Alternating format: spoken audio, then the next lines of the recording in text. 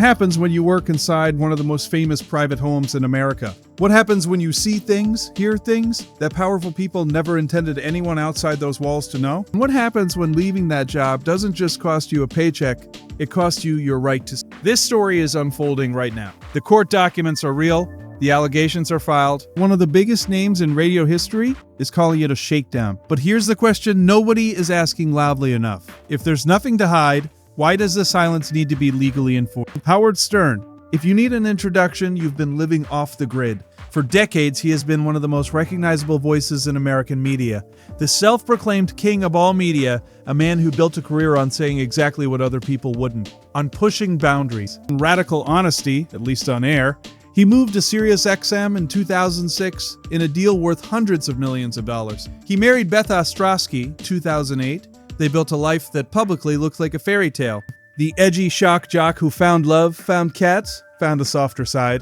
His wife Beth became known for her animal rescue work fostering cats, running a non-profit called Beth's Furry Friends, and turning their Hamptons mansion into, by some accounts, a very active animal rescue. Into that world, in 2022, walked Leslie Kuhn. She started as an office manager at SiriusXM's Howard Stern show. By January 2024, she had moved into a more intimate role, working primarily out of the Stern mansion in the Hamptons as an executive assistant. She was inside the home, inside the private life, inside the operation, 2 years.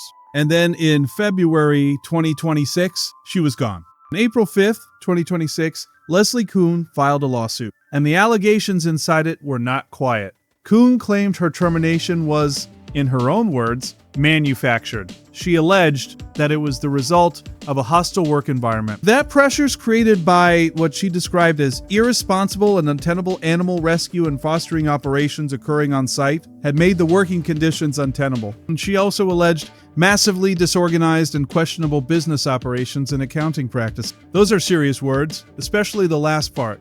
Questionable accounting practice inside a private household operation run by one of the wealthiest media figures in the country. Here's where it gets more complicated. Kuhn also claimed that at the time of her termination, she was forced to sign a confidentiality agreement and a non-disclosure agreement. Think about that timeline. She's being let go. And in that moment, she's handed documents that legally bind her from talking about what she experienced inside that home. That's not unusual in a high-profile household. NDAs are common, but they become a story when the person who signed them decides the story is worth telling anyway. And that's exactly what happened.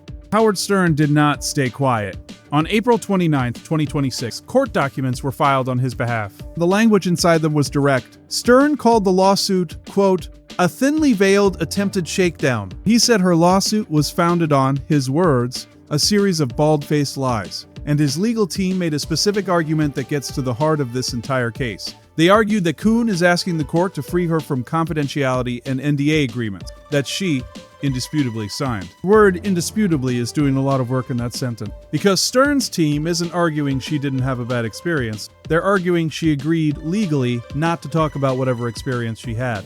And that filing this lawsuit was itself a violation. His attorney added that Kuhn's hostile work environment allegation was, quote, not asserted for any legitimate purpose, but solely to generate salacious headlines and to pressure defendants into capitulating. Here's what people didn't notice buried in those same court documents. Stern's team also said, and this part is worth reading carefully, that famous public figures are entitled to safeguard their privacy by contractually requiring those granted access to their homes and personal lives to sign agreements. That's a legal argument, but it's also an acknowledgement that what happens inside that home is something that needs, in their view, contractual protection. Let's step back from the legal language for a moment, because this case is really about something bigger than one lawsuit. It's about the line between privacy and accountability. Howard Stern has spent his entire career arguing for radical transparency on other people's terms. He's asked guests questions nobody else would ask. He's made public figures uncomfortable for decades in the name of honesty. But his private life has always been exactly that. Private. The Hamptons mansion. The animal rescue operation. The household staff. The financial operations connected to Best Nonprofit. All of it behind the gate. Behind the NDA. And now someone who was inside that gate is saying what she saw didn't match the image. She's not just making a personal complaint. She's making allegations about the operations of that household that, if proven, would raise real questions. Questionable accounting practices, An animal rescue operation described as irresponsible and untenable. A work environment described as hostile. These are claims. Unproven claims. Kuhn's attorney has said they stand in vigorous opposition to Stern's motion to dismiss, meaning this case is not going away quietly. But here's the thing about NDAs and confidentiality agreements in cases. Courts don't always enforce them, especially when someone argues that enforcing the NDA would effectively silence evidence of wrongdoing.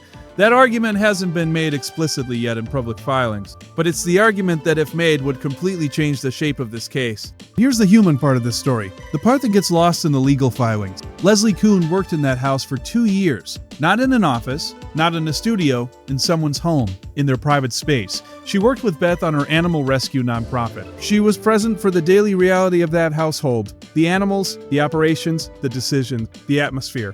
And when it ended, however it ended, she didn't just lose a job, she lost her ability, at least contractually, to tell her own story about her own experience. That's a specific kind of powerlessness that a lot of people who work in private household roles understand. You're inside someone's life in a way that corporate employees never are. And when it goes wrong, you often have very few protection. The NDA wasn't signed before she started. It was signed, according to her lawsuit, at the moment of termination. At a moment, she implies, when she had little choice. Whether that's legally meaningful, courts will decide. But emotionally, that detail matters. Because signing a document about your silence in the same moment you're being told your job is over, that's a specific kind of pressure. And it's the kind of detail that tends to resonate with people who've never worked for a celebrity but understand what it feels like to be the less powerful person in a room. So where does this go? Stern's motion to dismiss is filed. Kuhn's attorney says it poses no real threat to her claims, which means this case is likely heading deeper into the legal process, not away from it. The motion to dismiss is denied, and her attorney seems confident it will be. Then discovery begins. And discovery is where the details come out. The accounting practices, the animal rescue operation, the specifics of the work environment, the communications, the timeline, all of it potentially on the record. And here's the open question that nobody can fully answer yet. What exactly is in those NDAs? Not in a conspiratorial sense, but in a practical. NDAs in private household employment can cover almost anything. The layout of the home, the daily routines, the financial arrangements, the behavior of the principals. If a court decides that enforcing those agreements conflicts with a legitimate legal claim, pieces of that private world could become part of a public record. For a man who has always controlled his own narrative, that possibility is significant. Howard Stern built a career on the idea that the truth, no matter how uncomfortable, deserves to be heard. He said things on air that got him fined, that got him fired from stations, that made him enemies. He always framed that as a price worth paying for honesty. Now a former employee is saying she has a truth worth hearing, and his legal team is arguing in court that her truth is legally bound to stay private. Maybe he's right. Maybe the lawsuit is what he says it is. A shakedown built on lies, designed to extract money from a public figure. Maybe she's right. Maybe what happened inside that house was something a court needs to examine. We don't know yet. This is live. This is ongoing. The next time you hear Howard Stern talk about holding powerful people accountable, remember this case, remember the NDAs, remember the motion to dismiss, and ask yourself the question he spent 30 years asking everyone else. What is someone trying to make sure you don't find out?